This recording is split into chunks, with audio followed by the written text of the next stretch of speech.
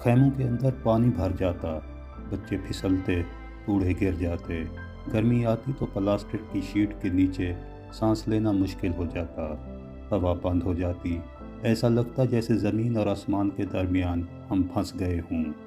بیماریاں تیزی سے پھیلتی تھیں، صاف پانی کم تھا، دوائیں محدود تھیں، ڈاکٹر آتے تھے لیکن کم ہوتے تھے۔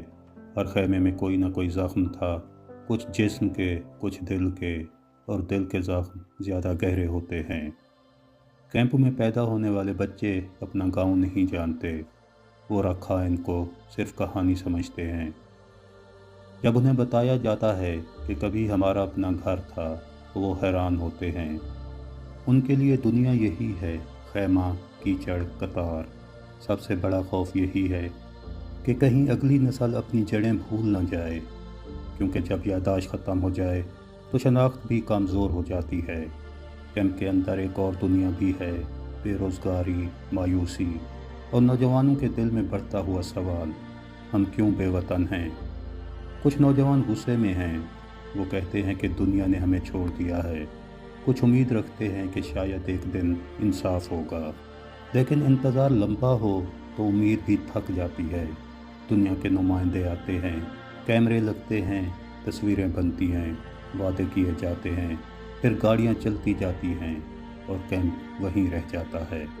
ہم وہیں رہ جاتے ہیں، ہماری زندگی خبروں کی سرخی نہیں رہی، وہ معمول بن گئی ہے، اور جب ظلم معمول بن جائے تو وہ سب سے زیادہ خطرناک ہو جاتا ہے۔ کئی بار واپسی کی بات ہوئی، فہرستیں بنی، اعلان ہوا کہ کچھ لوگ واپس جا سکتے ہیں، لیکن جب پوچھا گیا کہ ہمیں شہریت ملے گی یا ہمیں تحفظ ملے گا تو جواب واضح نہیں ہوتا۔ کوئی بھی دوبارہ اسی آگ میں نہیں جانا چاہتا جہاں اس کا وجود ہی تسلیم نہ ہو۔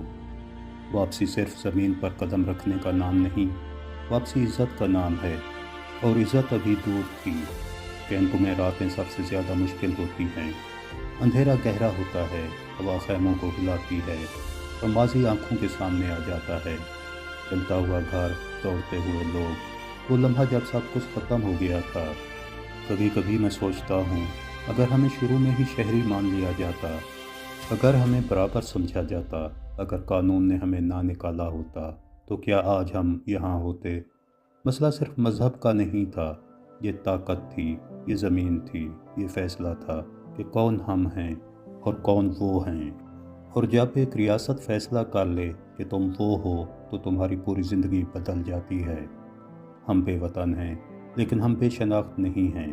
ہم جانتے ہیں ہم کون ہیں، ہم جانتے ہیں ہماری جڑیں کہاں ہیں، اور شاید یہی ہماری سب سے بڑی طاقت ہے کہ سب کچھ چھن جانے کے باوجود ہم نے خود کو مکمل طور پر نہیں کھویا۔ ہم اب بھی انتظار میں ہیں، انصاف کے، قبولیت کے،